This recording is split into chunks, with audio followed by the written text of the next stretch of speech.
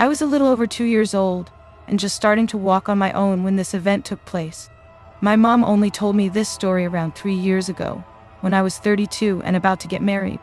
My mother was raised in a very tiny fundamentalist Christian community and had no belief in the paranormal. She believed that our souls sleep until Judgment Day or something like this. Ergo, there are no ghosts or spirits to haunt houses.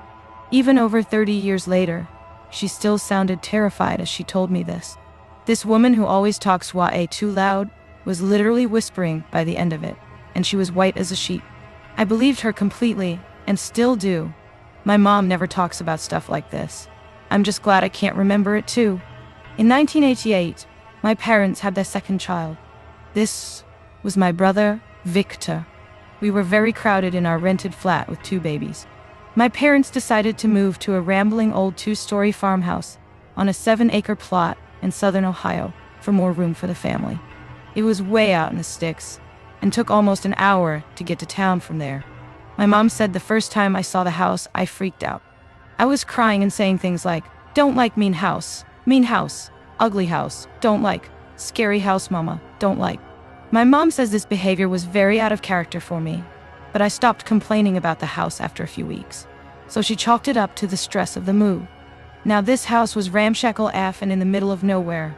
The kitchen was to the far rear of the house, and until recently before we moved in, still had a working ancient wood-burning cooking stove against the back wall. This had caught the back wall on fire a couple of months before we moved in and caused a lot of damage. A lot of this damage wasn't fixed, so my young, broke parents got a very cheap rent agreement. Gotta love the 80s. On the second floor, directly above the kitchen, was a locked room. The landlord claimed it had heavy fire damage, but her son, who had done the repairs, claimed the only fire damage left was in the kitchen since it had been the worst and was beyond his skill level to fix. Either way, the landlord was adamant that the room was off limits, and my parents always respected that. I would have looked 100% lol. I know all this because I heard stories about the crappy farmhouse with the creepy door my whole life, and there were pictures of us in and around the farmhouse. The locked door was right next to the upstairs landing, so there was no avoiding it, and both my parents have told me it gave them the creep. A few months after we moved in, my mother and I were in the yard with our pit Doberman mix, Boss. She was hanging laundry and I was rolling around with the dog. She said that, just as she noticed that everything was way too silent, Boss started going apeshit from surprisingly far away. About 500 IDs from the house on the left, there was a small duck pond. Boss was in between the two, running towards my mom, then turning and running back towards the pond, barking frantically the whole time. My mom saw something thrashing around in the middle of the pond. She took off towards the water full speed.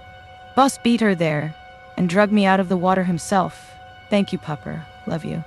Although my mom was confused how I got so far so fast and how I got into the center of the pond, since it was over my head and I couldn't swim.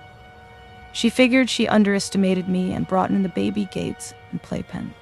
I was to be contained from now on. A few weeks later, she was cooking downstairs.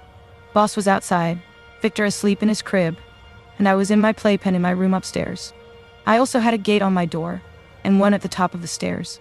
The stairs ran up from the side of the kitchen, so my mom said she could listen for us crying or fussing while cooking. My mom said no longer than 15 minutes after the last time she looked in on us kids, Boss starts going crazy again in the yard. She runs up to check on us. Victor's still sleeping.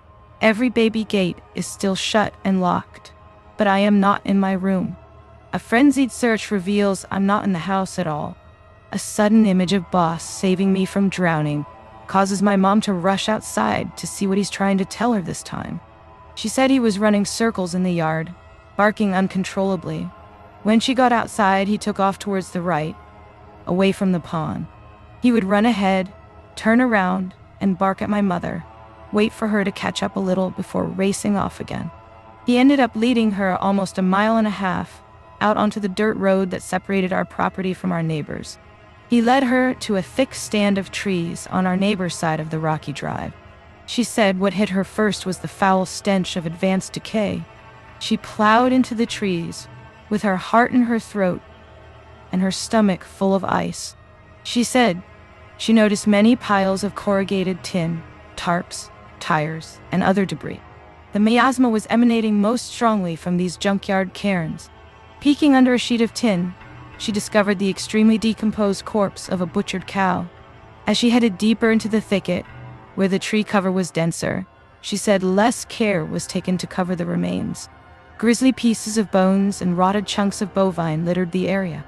Apparently, our neighbor, in an effort to cheat his taxes, had been illegally slaughtering cattle and hiding the remains in, at least, one of the few thick stands of trees around. She found me in the dead center of this thicket, just standing there looking around like I was confused, surrounded by carnage. She said I didn't seem scared or anything, just standing. She rushed over to me, and after ascertaining that I wasn't injured, began questioning me on why I was here, how I got there, etc. Keep in mind that although my mother said I started speaking very young, I still didn't have much of a vocabulary. She said I told her, with that serious look only small children can give, that the children brought me here, chatting her pants at the thought that anyone, even children, could walk right past her through the kitchen, get me from upstairs and walk right back past her on the way down the stairs and out with me. She demanded to know what children and where the hell they are now.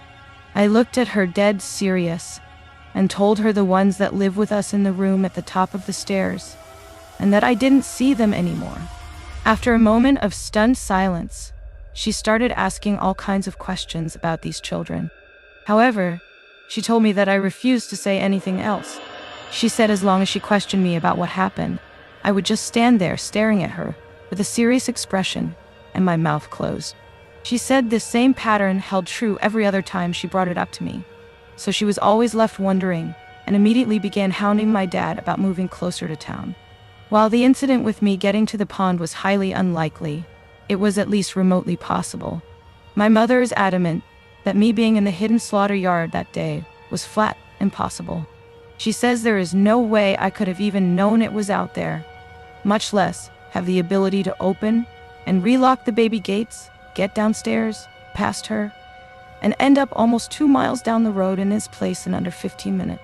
I was only 2 and as slow and clumsy as most toddlers. As I said, she is still shaken by it after 30 years. Personally, I have no idea what happened that day.